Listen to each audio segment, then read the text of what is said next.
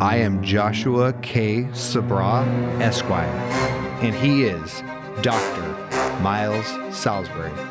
And you are listening to the Miles Ahead podcast, where we share tactics, techniques, and protocol to improve your physical, mental, and spiritual health while you walk the path of the warrior. Stay tuned.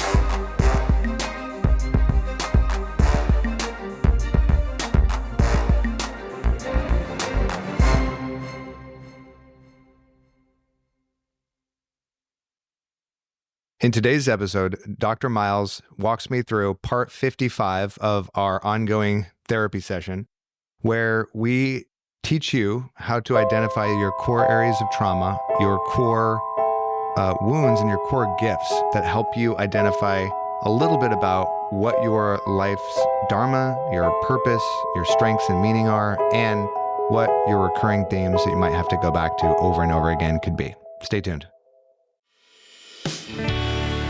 Oh, yeah. Welcome to 2025. That's right, baby. I'm off to a great start. How are you doing? Yeah, good. Better. Well, clearer.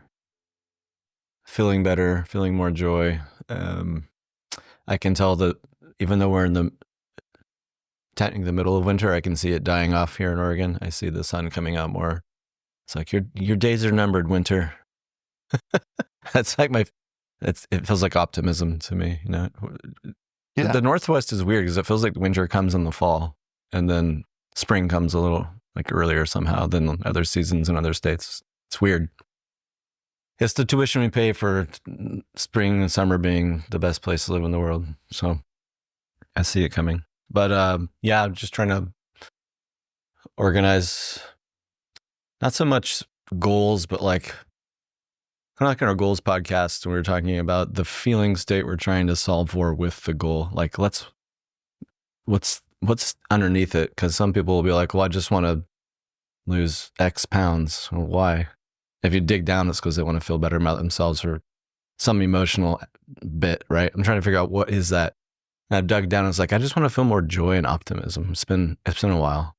It's like, well, what will get me that? And so then I'm trying to reverse engineer what would that mean? And then that becomes the goal, rather than these tip of the iceberg ones like go to the gym every day and journal and meditate, and like the duh ones like, yeah, those probably get you somewhere for sure, but why are you doing them? Because my ego says I should. And that's really not gonna probably do it. But well, all those are vehicles. Yeah, for sure.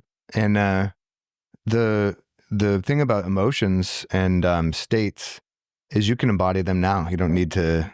It doesn't need to be. I mean, I think there are activities obviously associated with joy and with vigor or with some of these things. Mm-hmm. But being able to embody it now, right? And like, people in the gym will often say like, I want to feel a sense of confidence and trust in my body because I feel like my body's betraying me. You know, it's not doing what I want it to do.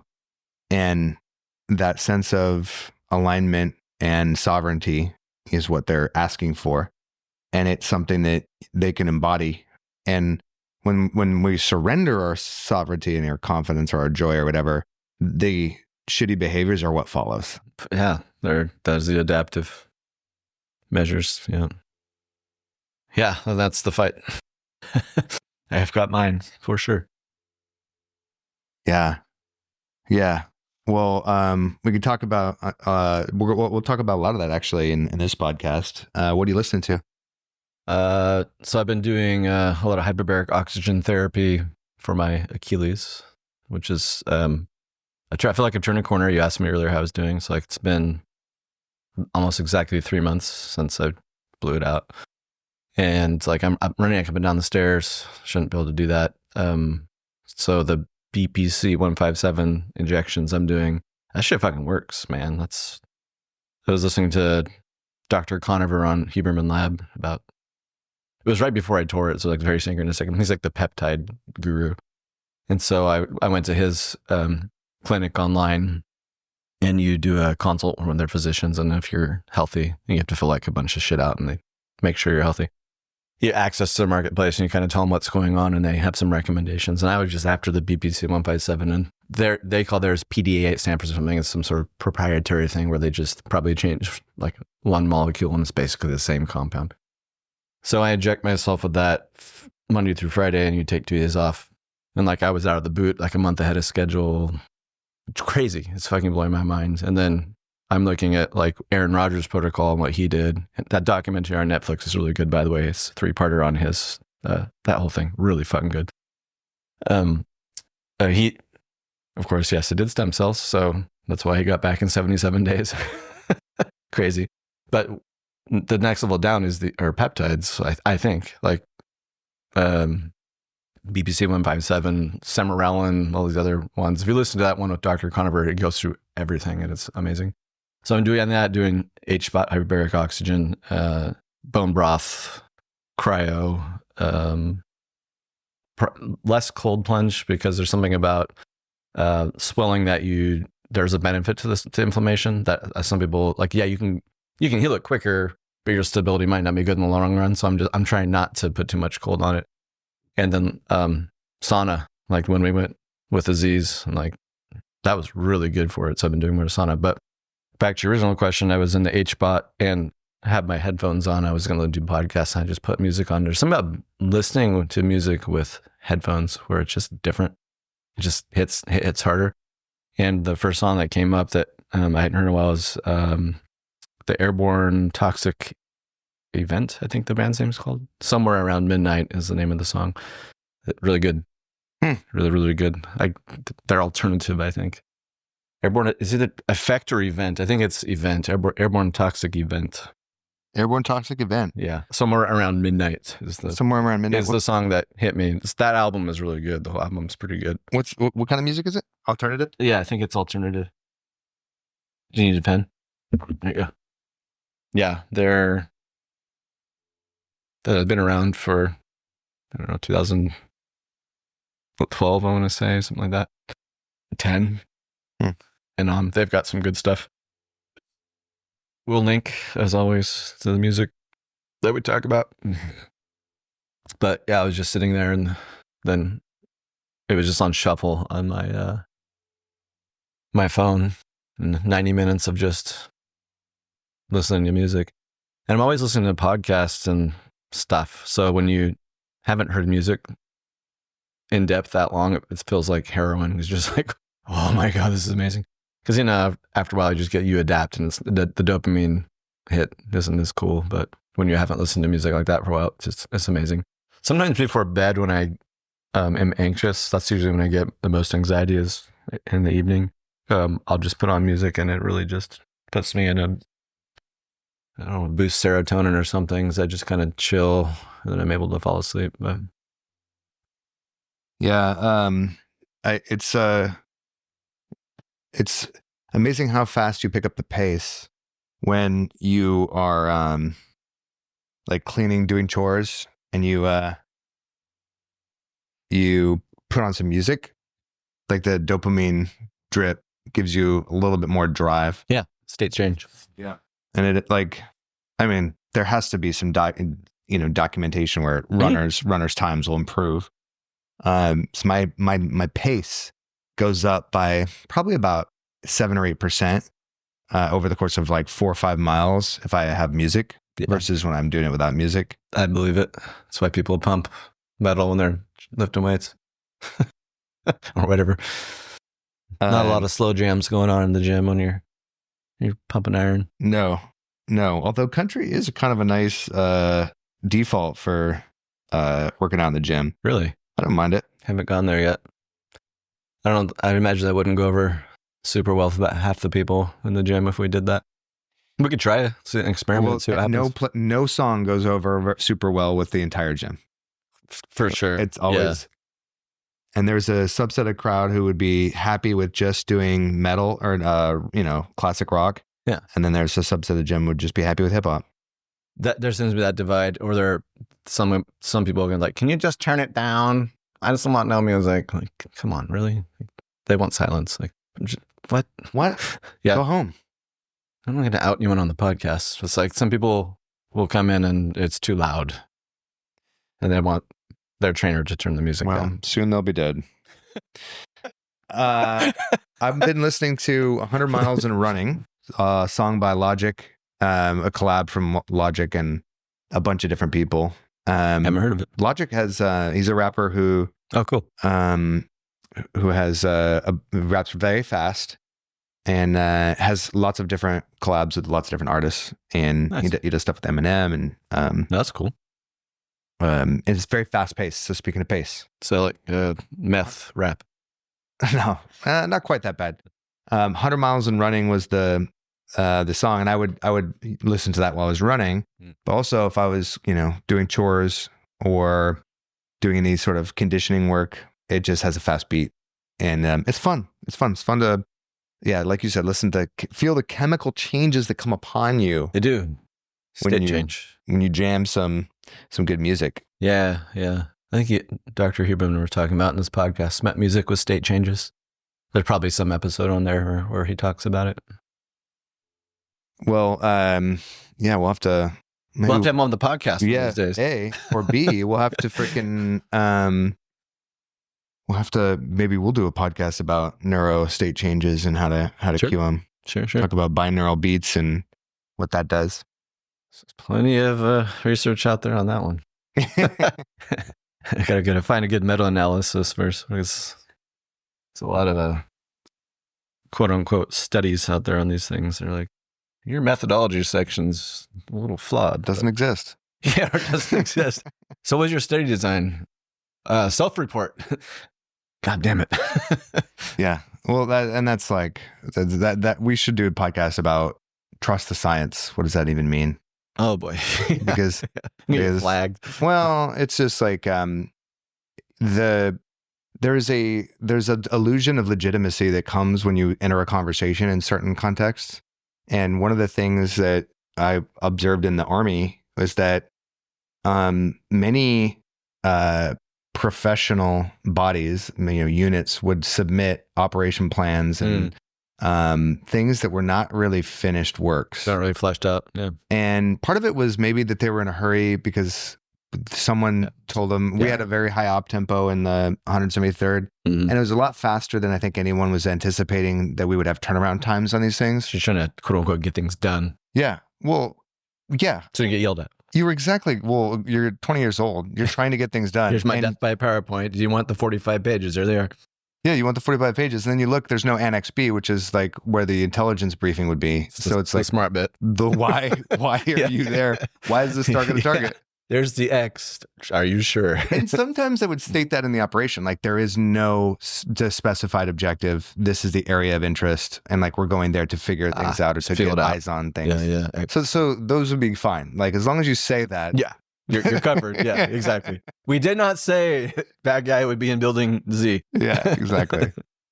But you'd be surprised how often you ask questions and there's no real analysis behind it. Same thing with science. It's like self-reporting, a lot of things. A lot of people really heavily weight what they believe to be true already if they have any sort of mechanism to confirm it, and that can Confirmation bias. Yeah, totally. Mm-hmm. But that's the problem with a lot of studies.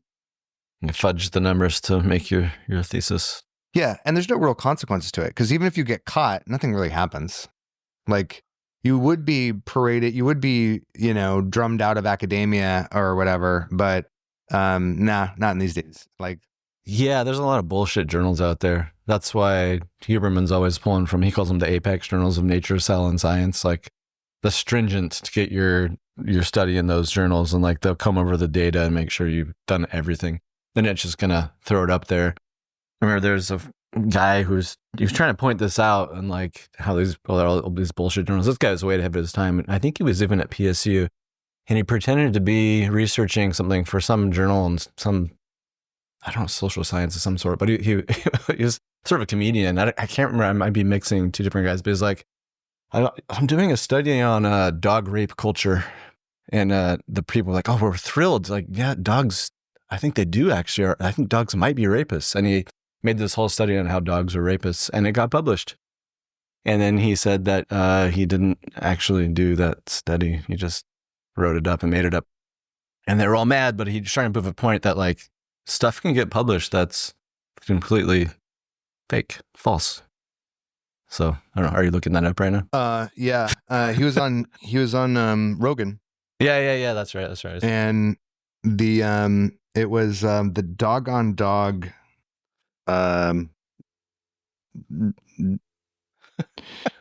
It was dog on dog sexual. Oh God! It just gets funnier and funnier. And but he really did prove a point, and like this is what we're talking about. Like, yes, there can be a study. Peter Boghossian is the name of the professor, and he's a researcher. Yeah, he can. Yeah. So he knew how to fake it too, because he's probably seen it a million times. Like, okay, we got to do something about this, and he did it in a funny way. Because how do you prove that dogs know how to rape? That probably just boning. Like that's what dogs do out. So. Well, the reason he did it was to illustrate the fact that no one is checking these things to see exactly. It was just proving the concept that there isn't there's no safety mechanism in science, popular science. Right. Yeah, exactly. Yeah. It depends on what science we're talking about. Yeah. Yeah. It's a funny service that he did too. Yeah. And he did a very interesting critique and deep dive on CRT. Critical yeah. Which I thought was he drew a lot of helpful analogies to understand like what it is, what it is not, in the origin or the perspective of the POV of the founder. Mm-hmm. It's interesting. It's interesting. It's good. There's some good points to it and some counterproductive points to it, I think. That's another podcast, but yeah. I'm glad people are talking about that. But like when you're trying to make a scientific study that these things are true, especially that one, that's gonna be real hard. Especially in psychology. Oh my gosh, it's even harder. Could you go ahead and quantify the psyche? And good luck. Good luck. Well, you could make a religion out of anything, right? Yes, you can. Which is like, if you're taking it just on faith, then it's not science. It's a religion. That's okay. You can have whatever you want be your religion. Just that's a different conversation. It's a different conversation, yeah. And the two probably should sit next to each other. Absolutely. They gotta be talking for sure. Yeah. Well, okay. We got 5 podcast episodes now. As we do. Anyways, what the hell are we even talking about? Today we're talking about the pain of being human. Yeah, all those relate to that. And this is there's a phrase that it's gone around the AA circles for decades, and I heard it first from Rich Roll. He has a podcast, but he was on someone else's podcast, and he said, I was talking to Tim Ferriss, and he said that alcohol is not the problem. Alcohol is the alcoholic solution to the pain of being human. Bullseye. And I had never heard it framed that way. And I appreciated that deeply because, one, it feels super true. And if you've ever had an addict in your family, then you probably don't know why they're so compelled to consume a substance, whether it's porn, alcohol, some sort of hard drug, some prescription drugs, whatever it is. It's difficult to relate to somebody who's episoding or addicted to a substance or something that's toxic for them, unless you think about it through the lens of the pain of being human. And I can relate to this, and I wanted to take this opportunity to share a little bit more about my story and how it relates to the pain that I feel from this pain specific to me for being human. So that was my thought process. Let's begin. Let's begin. All right. Give us the opener to your memoir here. The opener of my memoir. So my father steals a ranch truck from his father and drives it from Central California to the Alaskan border. And his goal is to get on a fishing boat with his friend and do some Alaska salmon fishing for a season or two. And you make really good money. If you've ever been on a fishing boat or know anybody who's been on it, they walk out, they get off with 10 or 20 grand in their pocket. Like 3 months of work. Yeah. Mm-hmm. So that's big money, real money. And my dad is 18 at the time, maybe 19. Well, they get to the Canadian border and they get stopped. They don't have enough money to get food and gas to get them all the way to Alaska. And the Mounties didn't like that. They didn't like him. And my dad he's a logger. He looks like a homeless person at this point. So they're pretty sure that he is not going to be a fisherman when he grows up. Or make it back through Canada back to the U.S. Yeah. So there's a lot of assumptions going on there from the Mounties. They turn him around. So he drops his friend off at a lumber camp in Washington so he could get a job, and then he continues his path going home. We all assume, we'll never know. The truck breaks down in Winston, Oregon, on I-5. So he pulls off in a town called Winston and calls a tow truck. Tow truck driver tells him that it's going to be $500 to replace the part that's broken on his truck. My dad opts to instead sell the truck for $50 and get a job himself working in a lumber camp in Winston, Oregon. Okay. So that's where my dad lives today. Where that truck broke down almost 50 years ago, 44 years ago, something like that. Just stuck a pin in it right there. Stuck a pin in it right there. So he's young. He's now a itinerant worker at a logging operation, and he gets a room at the Roseburg Motel. Doesn't exist anymore, but it was a rent by the week hotel room, hotel situation. No-tell motel. Say what? Like the no-tell motel kind of scenario. Sure. Yeah. But at the bottom of this, they had a pool hall and a bar. Oh, that's a little more upgraded. Yeah, a little more upgraded. And so he's down there hanging out at the pool hall, and he bumps into my mom and her sisters. And they exchange contact info. My dad goes out to work. He goes, and every few weeks or months, he comes back and he checks in on my mom. And this happens for the next 6 or 8 years. So this pool hall is kind of like a hangout. That's it. The meeting place for this town. And one of them. Probably at the time, it was the spot. Yeah, it was probably the spot. Yeah, and that's 1976 or something. So that was how my parents met. And my dad had 76 lumber jobs over the next 10 years. Holy shit. Sometimes as little as 3 weeks, sometimes as much as 3 months. Sometimes he would get a job setting chokers. Sometimes he would drive. What's a choker? A choker is a cable that so when you fall a green tree, you have a giant, 70-foot long piece of timber. Mm-hmm. You strap it, you wrap chains around it, you hook chokers to it and drag it to the truck or to the loading area where you're, so it's got to be dragged usually by a crane or by some sort of a process. So people aren't carrying that over broken terrain. Makes sense. So that's, so he would work in these lumber operations, and he had his own share of addictions. So sometimes they would get on top of him and he would be too intoxicated to go into work. So he would just walk down the highway, get another lumber job the next day. That's like walk on site kind of jobs. Yep. Yeah. Yep. So we did that for 10 years. My mom has me when she's 23, and she, I don't know.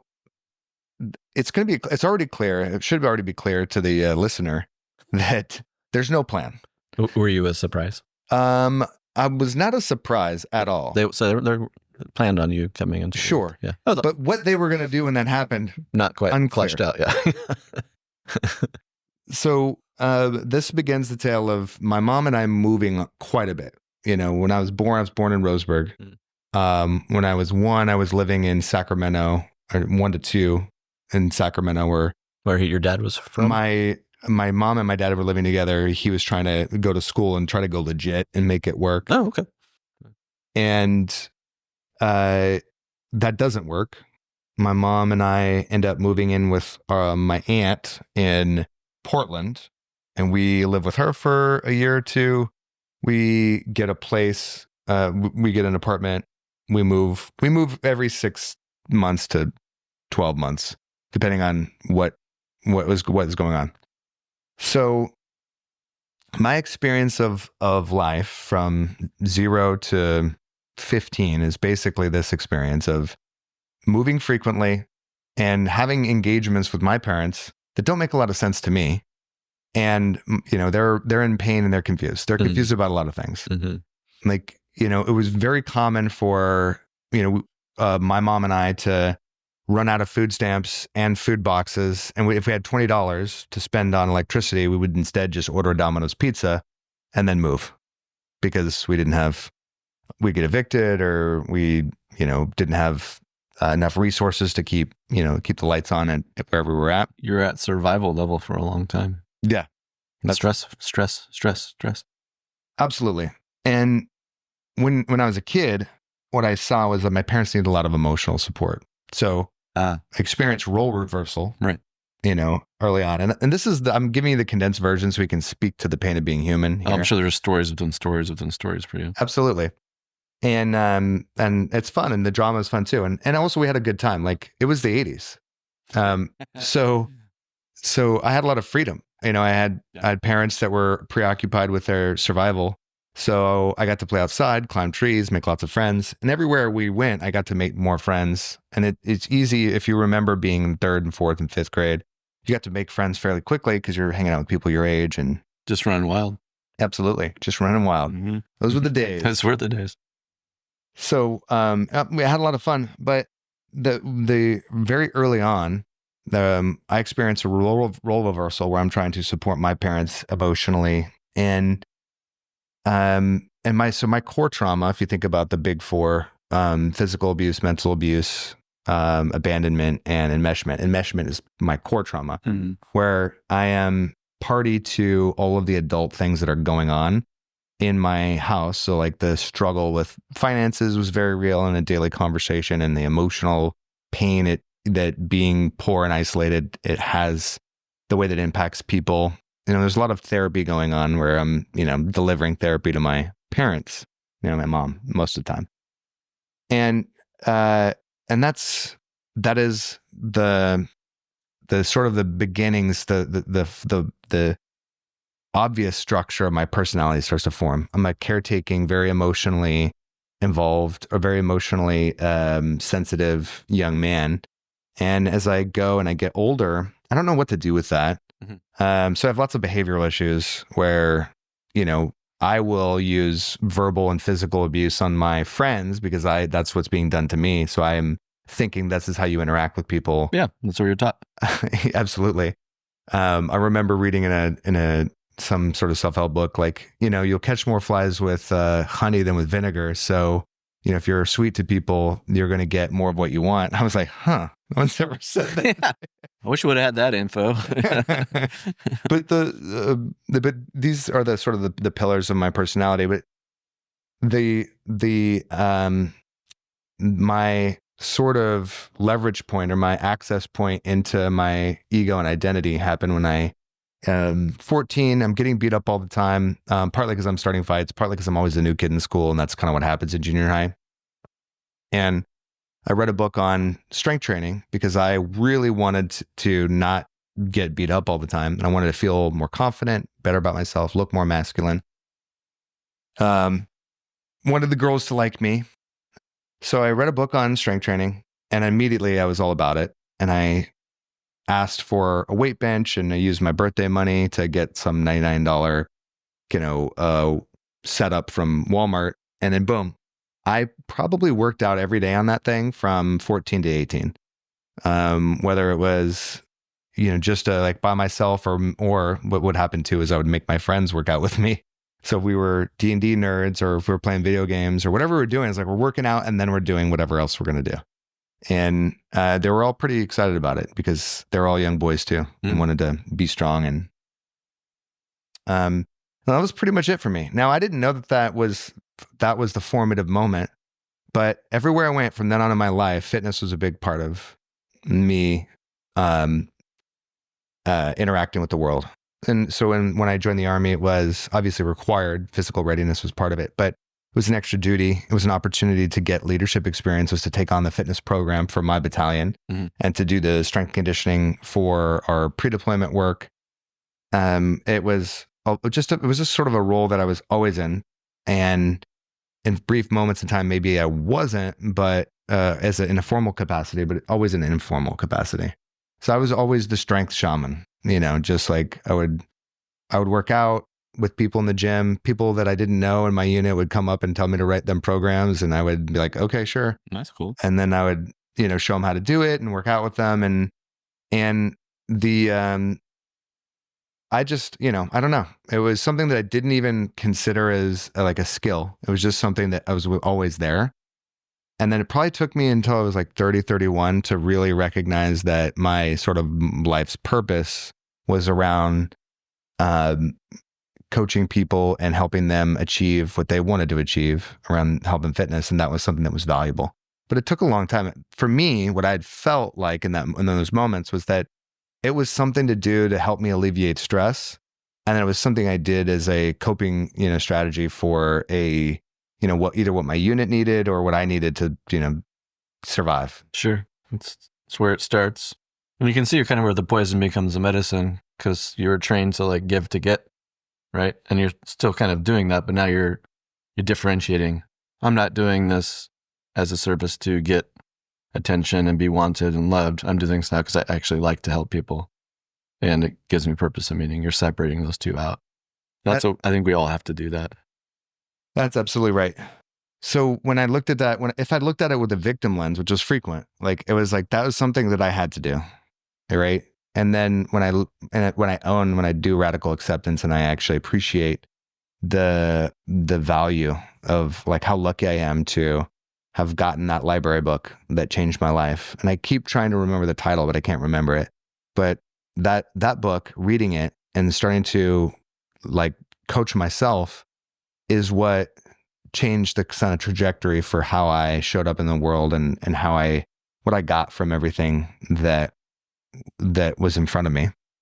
And with that sort of, mindset of gratitude, or that attitude of gratitude, it colors all of those interactions. And now when I think back about the time that I had with my mom or with my dad and all these moments that were painful for a lot of reasons, it's also the birthplace of this identity that I have today. And I'm so, so, so grateful for the way of going that birthed from that. And yeah, it might have taken like 10 years of therapy and a lot of inner work to get there. But for me, the pain of being human, which is the purpose of this episode, for me, the pain of being human, and this is the thing that like I've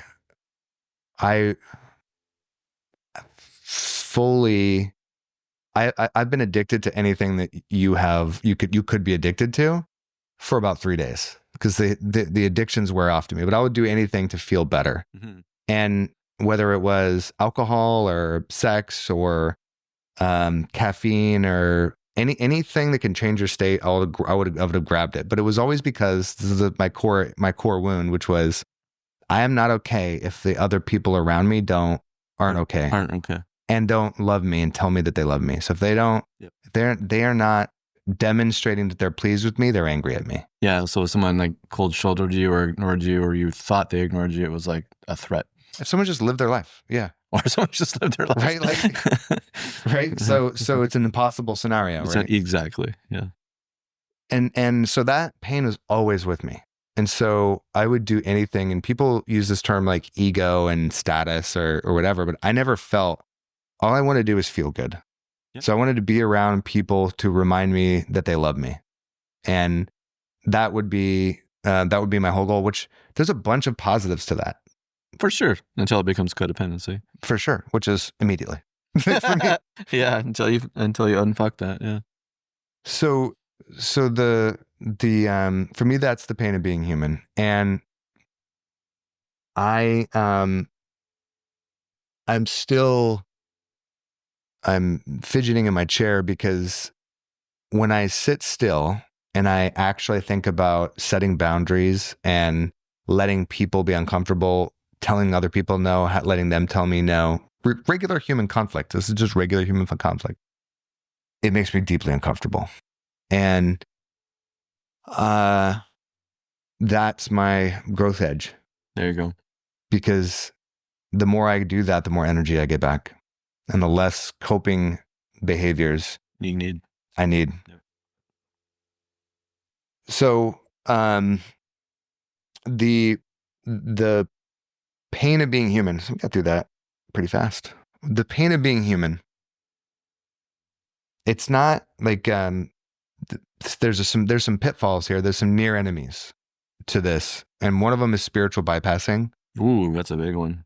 Like, oh, so it's good that my dad abandoned me. Oh, it's good that like I grew up, poverty. So what? I'm supposed to raise my kids in poverty so they can get all these cool lessons?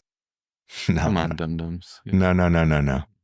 Like, it's unfortunate, and it is painful, and there's a cruel, cold reality is that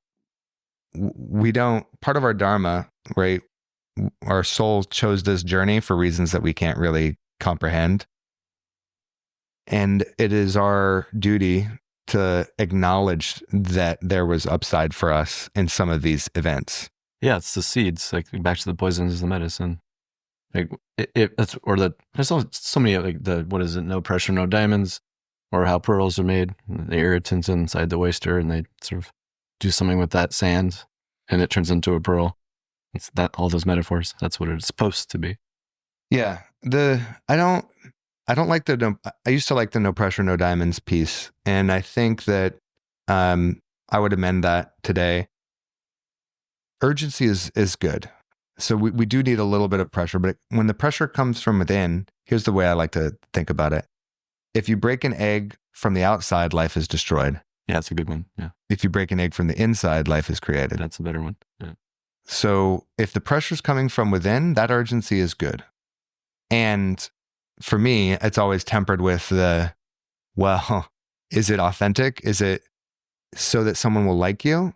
Mm-hmm. Or is it so that you can have the relief of singing your song and painting your masterpiece? And if that's the reason you're doing it, you're doing it. Inside versus outside. If it's to win or make someone like you or to get the girl or whatever you think is going to happen, outside. It's pressure from the outside. Yeah. That's a much better way to look at it.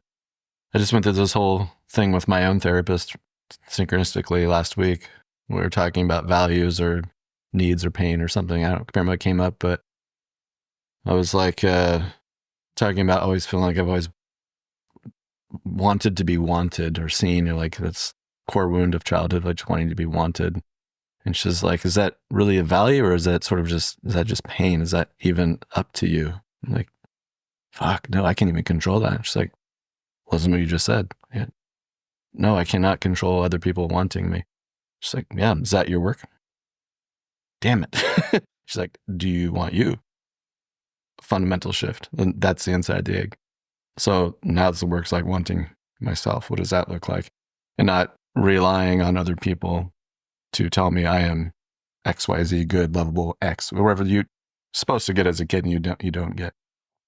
So there's a little bit of the poison and medicines for me is, okay, now what does that look like? Turn the mirror back onto myself. So a similar thing, yeah.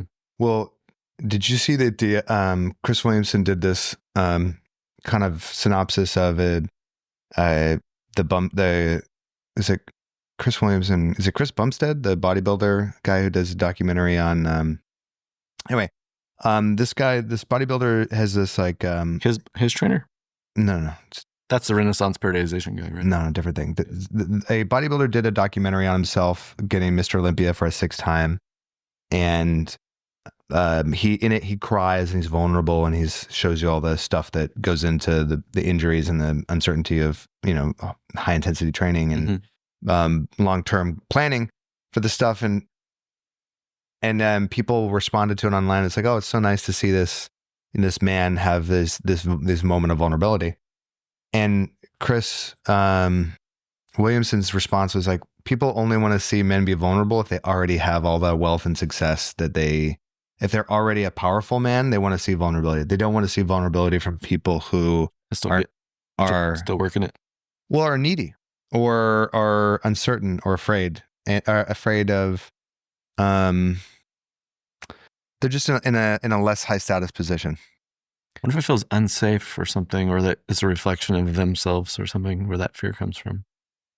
Why people don't want to see why you have to be at status X before they'll trust that vulnerability. Well, I think here's my hypothesis. I think that's a good thing, and here's why. And it's not spiritually a good thing, but there's a mechanical good part to it, and it's this: if you haven't fulfilled your promise yet, your pain and uncertainty and your angst and your existential dread is there for you to value.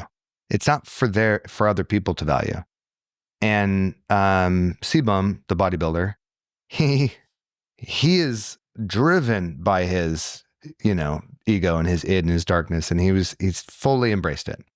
And he is fully vulnerable. I mean, he's been, documented for years and years on his process. And I think if you're the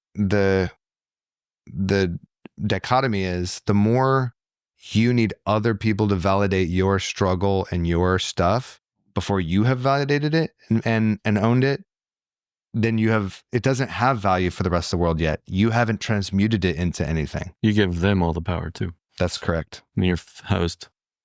And so if you're listening to this podcast and you're in a rehab facility and you are in all your vulnerable moments, haven't gotten a response, if I would just say that, have you taken ownership of your vulnerability, and have you valued the pain that you and acknowledged the pain that you are in right now? And if you can do that, and if you can validate for yourself to this point of look in the mirror and transmuting inside of the egg. Yeah, inside the egg. It's like, if your angst and fear and now maybe you need a therapist or someone to help you to borrow from their nervous system while you do this, as I certainly did. We didn't have it as parents, so got to get it somewhere. Got to get it taught somewhere. That's right. So if you can do that, but it's for you, and then it's for the world. Yeah, there you go. Yeah. Then it's for the world, not forcing the world to do it for you. Then you're giving it as a gift to the world, and it will be well received. And it's also to everybody in my life. It's like, when you're great at something, when you're good at something, you tell everybody. When you're great at something, everyone tells you. Everyone in my life was telling me how resilient I am and how smart I am and how whatever, but I hadn't acknowledged where I was at or what was going on yet. So not only did I not get it, I rejected it. I was like, what are they talking about? This doesn't fit with my belief system. This doesn't fit with my belief system. Exactly. And so it doesn't really matter if other people validate you or validate anything before you've had the chance to acknowledge and mine that inner psyche and shadow for those beliefs and for those things. Yes. Once you've discovered them, then you can see them. Yes. But I literally couldn't see what anyone was talking about. They're in the shadow. Yeah. So maybe some golden shadow, like we were talking about earlier, some good stuff that got pushed way back there or didn't get a chance to shine through when you were a kid. Or yeah, I think back to the core wound. Like, there's so many moments in my life where things were going really, really well, but I didn't know that. And I couldn't have, I couldn't, it just didn't land with me. So that's the reason why you do this work. So figure out the pain of being human for you. What is that? Where did it come from? What's in it for you? And for me, just to, give some like tangibles to this. Your values, you mentioned values earlier. Values map to needs, essentially.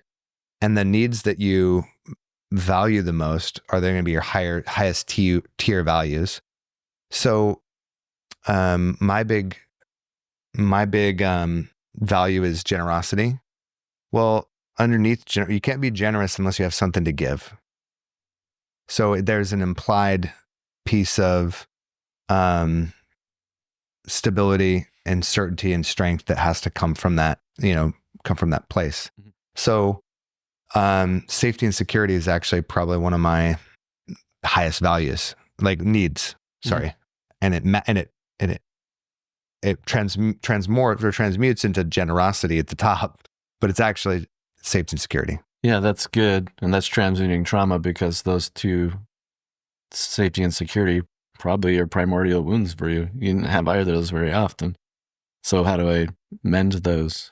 That's right. And how do I be generous without doing it under the guise of a covert contract where if I give, you'll love me, right? No, just doing it because it makes me feel like a good human. It's like walking down the street and seeing some trash and putting it in the garbage and looking around. Hey, did anybody see me do that? Versus it's just the right thing to do and just walk on. It makes you feel good to do it. It makes you feel yourself to feel good to do it. Without no other humans on the planet exist but you. Yes. That's it. And so, you've heard my origin story. Until my dad's truck broke down, he was all over the place. And he was all over the place after that. Because like literally too. and he did become a truck driver, so he did drive around a lot. But so I didn't have the longest address, the longest solid run of an address that I've had as one place to mail things to was the place I'm living at right now. Holy shit. Bro. And I've only been here since 2021. So you had been sort of replicating that in a way for a while, yeah. Well, you didn't know that's the narrative, yeah. Man, what does it feel like to have some more stability? Yeah, it feels strange. And I wanted to highlight that because it's a core value and it's a core wound. It's one of the core wounds I have. And it's also to people out there, it's like when I address my core stuff, it feels strange. It does, yes. And it feels like weird. Like feels like something's wrong. Yes. The same way that it feels like something's wrong when so you got the background on where I grew up. So the first time I got into someone's car and they stuck the key in the ignition and the car fired up right away. The engine fired up right away without having to work or pop the clutch or push it. Yeah. I was like, what's wrong with this car? What is wrong with this car? Yeah. All right, dude, you got it right the first time.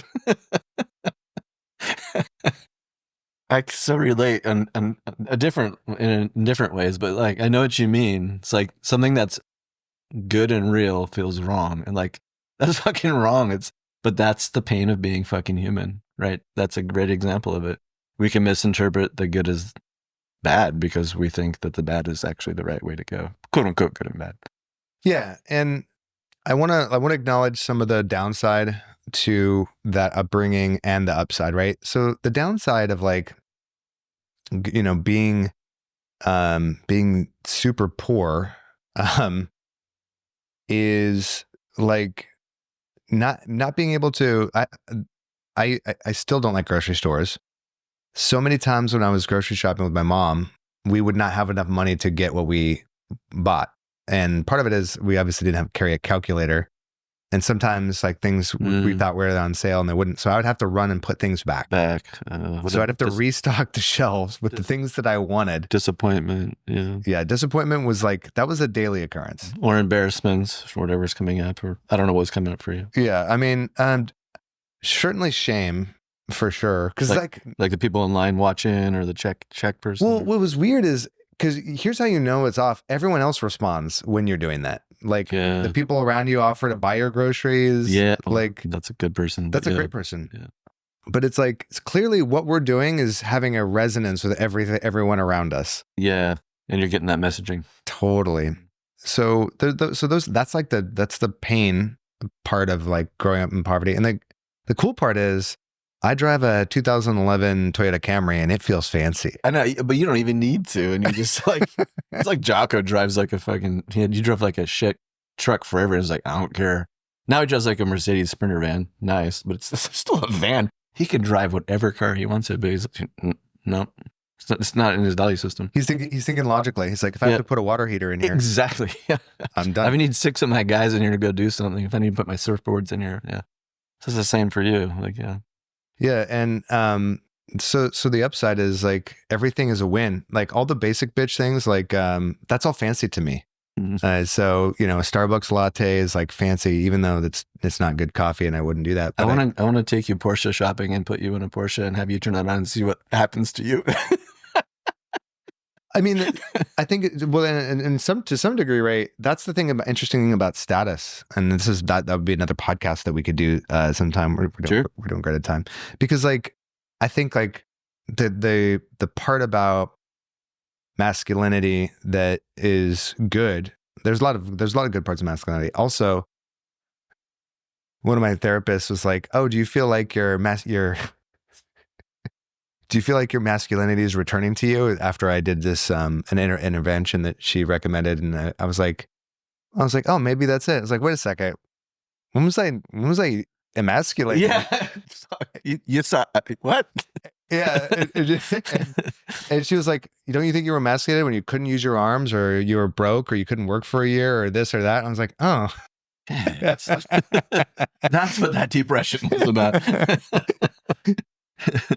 So sometimes there are things like what happened with status where I'm like, yeah, I guess I was impacted, completely, but that it's also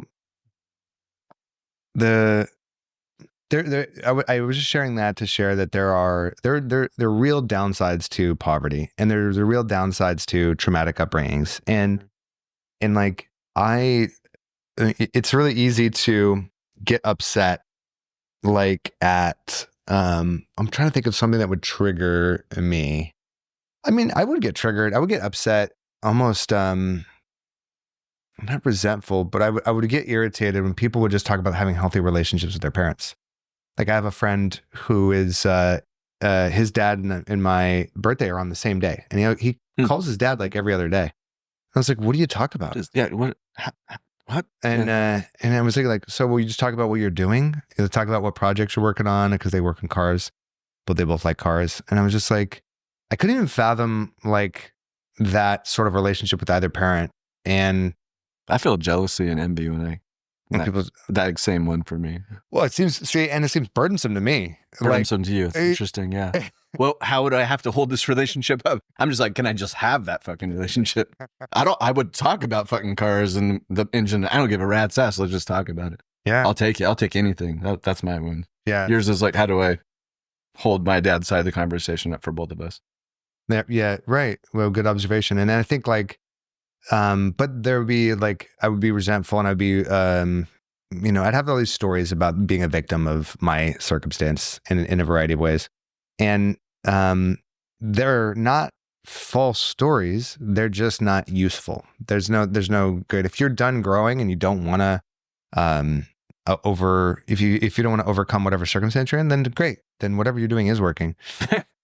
Facts. But if you're listening to this podcast, you might be wanting a way forward, and that comes with like changing the narrative and embracing a level of forgiveness that it's still very difficult for me to practice. So like the tangibles are like acknowledging the all the little T's and the big T traumas, and acknowledging that they really happened, and feeling the grief around them, which I still do. Keyword, experiencing and feeling them. Otherwise we're intellectualizing. Back to a couple of podcasts ago, thinking versus feeling. If you haven't checked that one out, that's a deep dive in exactly what you just brought up.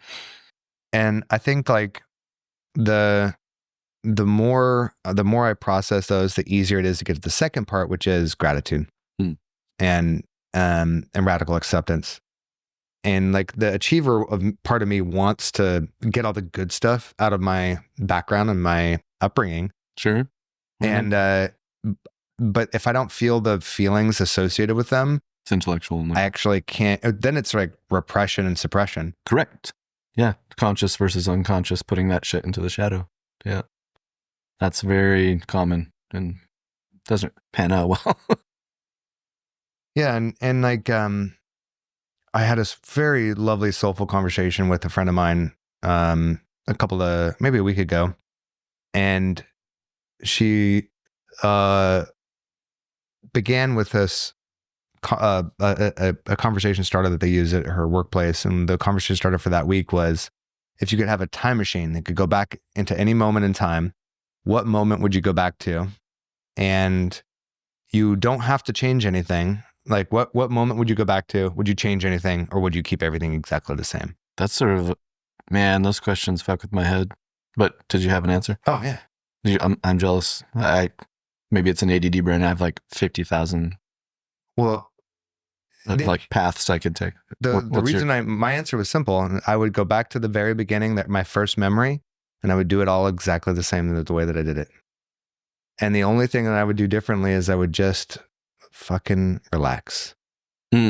And I would let myself make all the mistakes, because the hubris of my ego is like, oh, maybe I would have divorced my second wife a little earlier, or maybe I wouldn't have gotten married a second time. Yeah, that would have saved me 6 months, a year. Maybe I would have closed the gym a year early. I'm like, what are you really talking about? It's like, those are not business decisions. Those are like life decisions that are important. And like, I needed to learn the lesson the way I learned the lesson, because having a gentler version of the lesson wasn't landing with me. And I had to get it with the full frontal assault.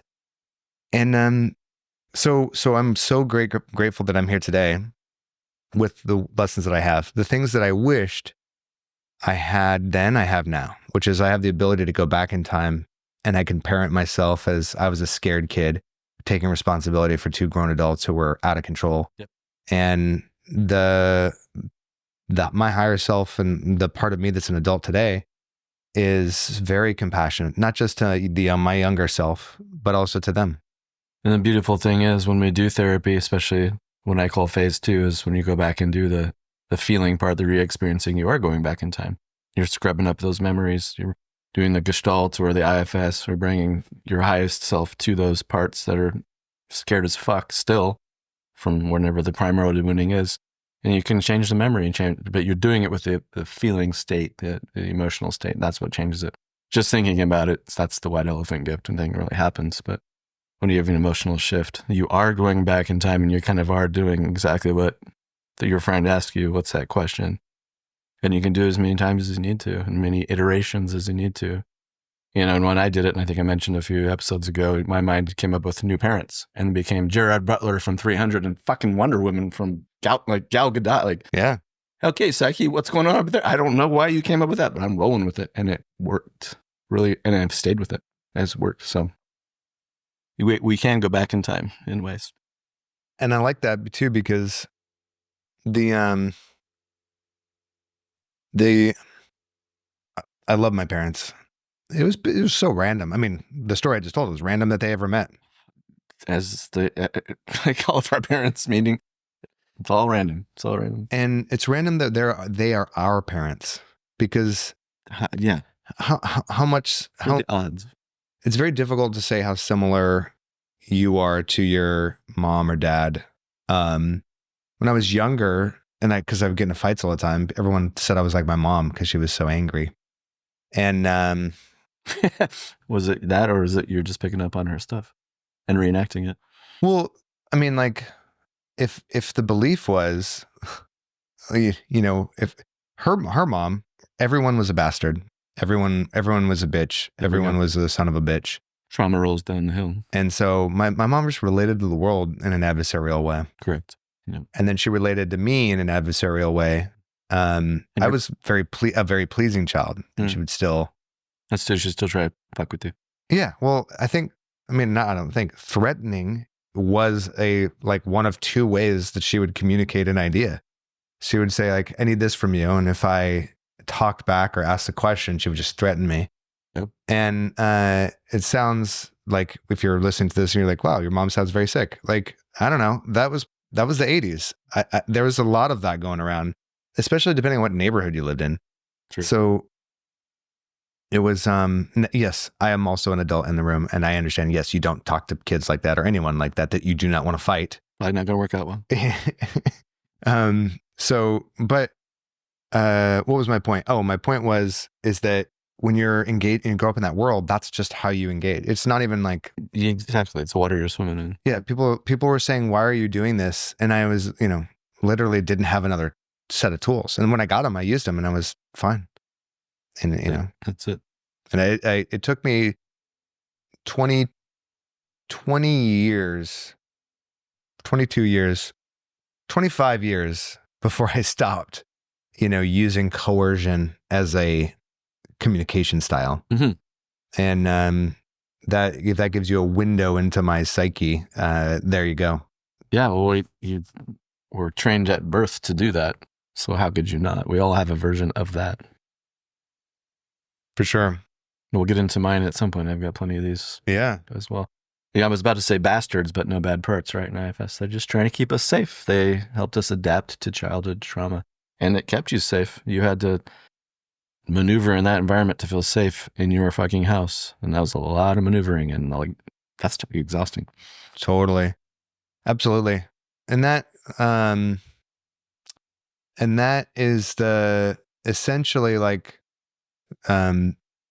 I guess that's a little T trauma as well. But I think that promotes instability, because if your version of home is something that is dangerous, then you are going to want to run away from it. And you're not really going to be attached to home as a concept.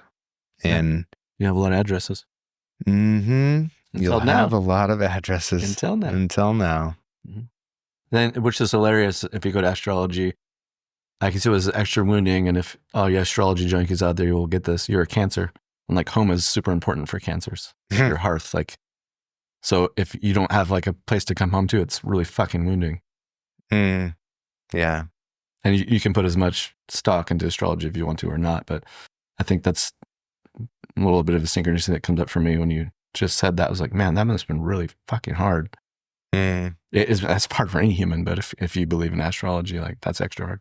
Are you a Cancer? Scorpio. All the affectionatos out there. Oh, ours is sex, death, and regeneration. There's isn't that a Red Hot Chili Peppers album? Blood, Sugar, Sex, Magic. He's probably a Scorpio. We can get into that another time, but Scorpio. There's a whole thing to astrology, good and bullshit. But Carl Jung got into astrology. He dabbled in a lot of stuff. So there's some mythological archetypal crossover to some of this stuff. It's not all crap, but your horoscope's probably crap. Mm-hmm. You gotta get your birth chart done and dig into this stuff more for it to make more sense. Well, I love it. I've done some work with a couple of astrologists, and I have the Sagittarius rising. Mm-hmm. There's a lot of mine's a Pisces, creative, entrepreneurial activity in the in the house of Sagittarius. Mm-hmm. Archer. Mm-hmm. But the thing that I recreated home with all of my friends, and being loved was my form of home, and that was with me wherever I went.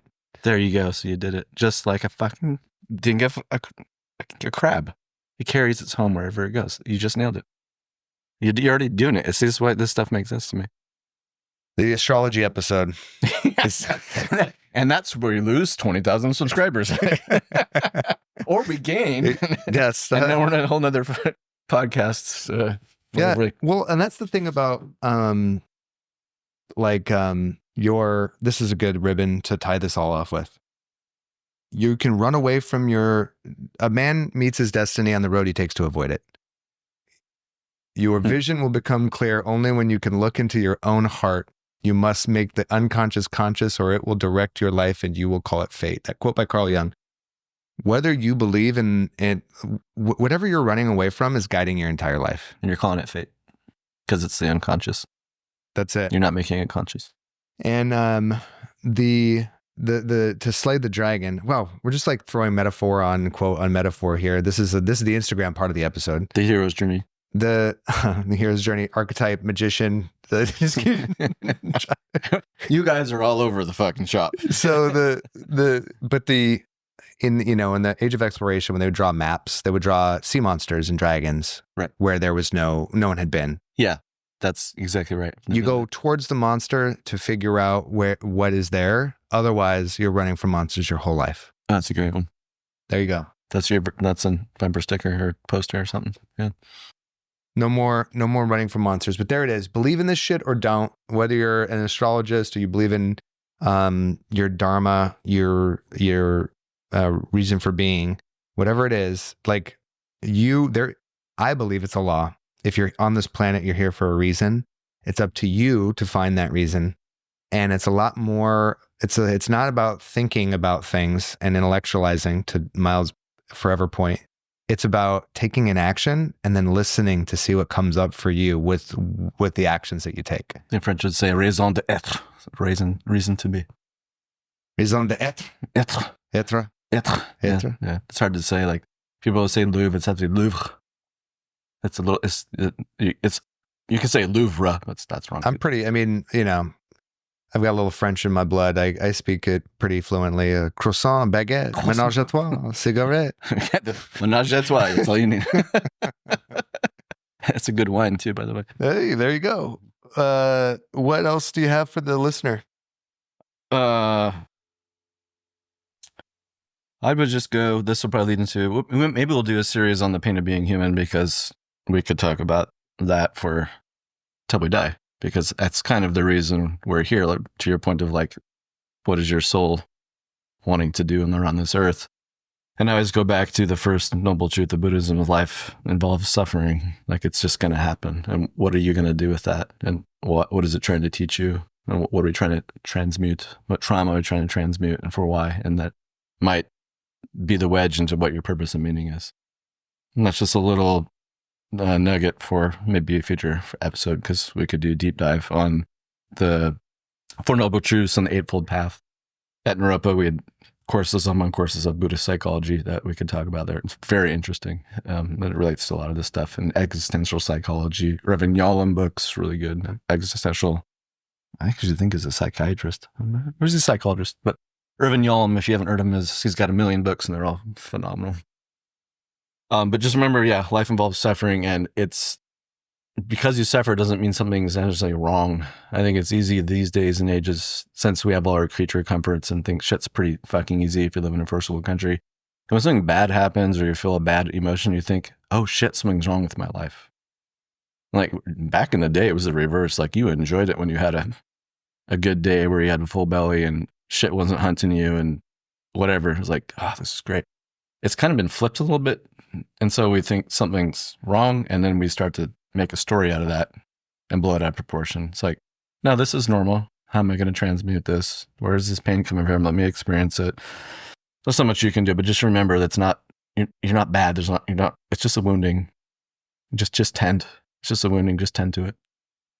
That's right. And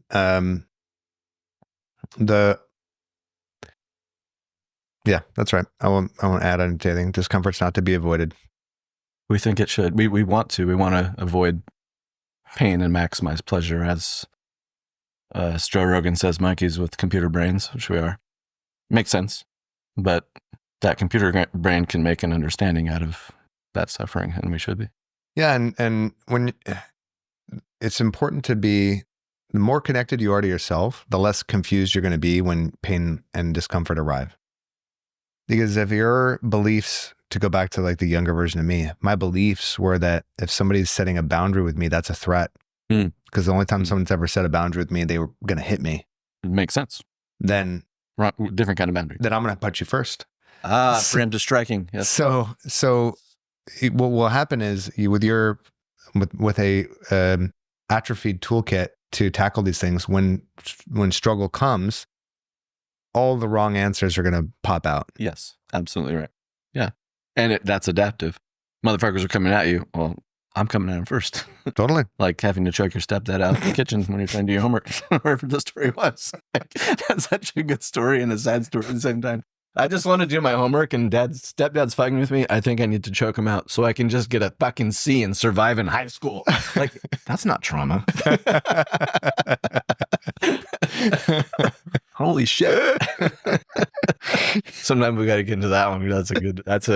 Talk about, it's the tender-hearted sadness of Buddhism, but like absolute tragedy and absolute beauty at the same fucking time. That feeling of like, it's a cry of joy and pain at the same time. It's like, yes, that is life. That is such it's so good and so bad at the same time. I just want to get through high school and like have a self, and this fucker's fucking, I'm choking him out. This is what I got to do. Yeah, and the stupid. It's so much of life is preventable pain. I think that's a preventable situation for just like if literally one thing would have gone right in that scenario. Yeah. There doesn't need to be a fist fight between stepfather and son. Yeah. What shouldn't be happening in the first place, by the way. But it takes a series of unfortunate events for that to be the conversation. It does. However, the gem, the golden nugget of that is that there's again, it's not good to fight with your kids or to be an adversary to your family members. But the thing that one of my core lessons, and for obvious reasons, if you got this far in the podcast, which I'm sorry, so you must have a lot going on in your life that you're listening to the very end of this podcast. But the golden nugget from that was, if I'm in trouble, I don't call anyone to help. Right. I deal with 100% of the consequences for my situation. That's the goal. Was the golden nugget. Self-reliance, extreme ownership. And that was the best. It was the best because so many times in my life, no one came to rescue me, and that's exactly what I needed to happen. And in that moment, I got out of a very crappy situation and got into a very fun, but also very crappy situation. That's crappy. But we'll tell that story another day. I think that's how we get through life, right? Just less crappier. We're leveling up, higher quality problems, That's less right. crappier situations. That's growth. That's it. It's actually not bad. There's still shit in it, but like, hey, there's less crap. 100%. All right, let's go in. 100%. If you're noticing there's less shit in your life, you're doing something right. So take it as a W. Yeah, exactly. Take the W. Take the W. All right, until the next time, we're out. Peace out.